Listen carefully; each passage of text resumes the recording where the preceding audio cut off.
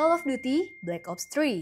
Call of Duty adalah franchise video game first-person shooter yang dirilis oleh Activision. Para pembuat game Call of Duty pernah ngelakuin live tweet yang bilang ada sebuah serangan teror terjadi di Singapura. Ternyata tweet tersebut cuma marketing untuk memperkenalkan game baru mereka, Call of Duty Black Ops 3. Campaign marketing ini nimbulin banyak respon netizen di Twitter yang menganggap hal ini tidak pantas. Seharusnya, Activision bisa lakuin marketing dengan cara yang lebih baik, mengingat serangan seperti itu memang terjadi di dunia nyata. Beberapa netizen ada juga yang memuji aksi marketing ini karena perusahaan berusaha nampilin gamenya serealistis mungkin. Mercenaries 2 World in Flame. Mercenaries 2 World in Flame adalah game bergenre action dan petualangan yang dirilis oleh perusahaan Electronic Arts atau EA. Game ini bercerita tentang seorang tentara bayaran yang berniat membunuh Presiden Venezuela. Fasilitas minyak di Venezuela pun ikut jadi bagian penting dalam konflik yang dihadirkan di game ini. Promosi game ini juga nyisipin unsur minyak dalam kampanye marketingnya. Sebuah pom bensin di Inggris yang bekerja sama dengan EA memberikan bensin gratis senilai 40 pound sterling untuk masing-masing orang yang mampir di pom tersebut. Akibatnya, antrean mobil di pom bensin jadi sangat panjang dan para pengemudi mulai terlibat pertengkaran. Keadaan semakin kacau hingga polisi harus turun tangan dan menghentikan promo tersebut. Seorang anggota parlemen Inggris bahkan menuntut permintaan maaf, menuding EA seolah mencoba membawa kerusuhan di Venezuela ke London. Mafia Wars.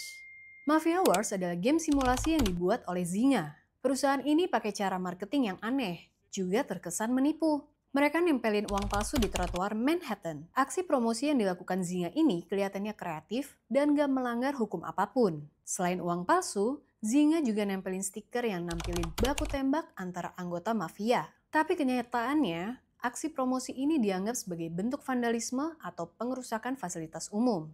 Kantor pengacara kota bilang marketing tersebut ilegal dan bisa ditindak. Mereka bahkan memperingatkan kalau Zynga bisa menerima gugatan hukum kalau masih lanjutin aksi promosi nyelenehnya. Splinter Cell Conviction. Splinter Cell Conviction adalah game stealth action yang berfokus pada aksi brutal di mana nempatin pemain sebagai Sam Fisher, seorang mantan agen rahasia yang membalas dendam setelah putrinya meninggal. Tapi promosi game ini kelewat batas dan hampir mengakibatkan kematian. Berlokasi di Auckland, New Zealand, ada seorang pria dengan perban di tangannya mengancam pengunjung sebuah bar menggunakan senjata palsu. Polisi segera dipanggil ke tempat kejadian untuk mengamankan. Kampanye ini mengkhawatirkan sebab polisi bisa saja langsung menembak pria tersebut di tempat tanpa memastikan senjata itu palsu atau enggak. Ini membuat banyak orang bertanya-tanya sama aksi kampanye game ini. Apakah kematian bisa dianggap tepat untuk sebuah strategi promosi game? The Elder Scrolls V Skyrim. The Elder Scrolls adalah seri game bertema fantasi dan petualangan yang diproduksi oleh Bethesda. Saat series The Elder Scrolls Skyrim baru saja rilis, perusahaan tersebut ngumumin sebuah sayembara untuk menyambut perilisan game. Setiap anak yang lahir di hari game tersebut rilis, orang tua harus memberi nama anaknya Dovahkiin, yang artinya Dragonborn. Jika orang tua melakukan hal ini, anak tersebut akan memenangkan game Bethesda seumur hidup. Kebetulan, pasangan Megan dan Eric Kellermeyer melahirkan bayi di hari yang sama dengan hari kemunculan gamenya, 11 November 2011. Kampanye ini dinilai kelewat batas karena perusahaan mendorong orang tua untuk kasih nama aneh ke anak yang baru saja dilahirkan. Gimana nasib si anak ketika mendengar namanya diejek oleh teman-temannya di sekolah? Resident Evil 6. Resident Evil 6 adalah game yang dikembangkan dan diterbitkan oleh Capcom. Untuk mempromosikan game ini, perusahaan mutusin untuk pakai cara promosi yang sangat aneh. Promosi ini melibatkan pembuatan toko daging yang dagingnya tampak seperti daging manusia. Toko daging itu diberi nama Wesker & Son. Sebenarnya, yang dijual tetap daging hewan. Tapi, seorang seniman makanan mengolahnya sedemikian rupa supaya tampak realistis mirip dengan bagian tubuh manusia. Toko daging ini buka selama 2 hari sebelum akhirnya tutup. Mass Effect 3. Mass Effect 3 adalah game bertema petualangan yang mengambil setting di luar angkasa. Dalam game ini, pemain berinteraksi dengan aneka macam karakter alien atau makhluk luar angkasa lainnya.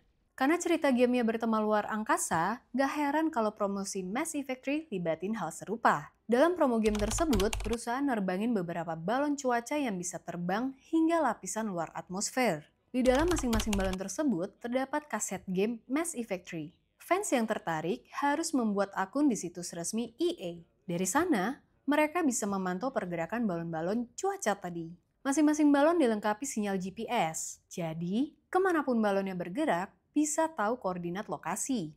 Kalau udaranya di balon menipis, balon tersebut akan jatuh ke bumi. Fans harus datang langsung ke lokasi untuk mencari kaset game yang diterbangkan dengan balon. Siapa yang berhasil menemukannya lebih dulu, otomatis jadi pemiliknya.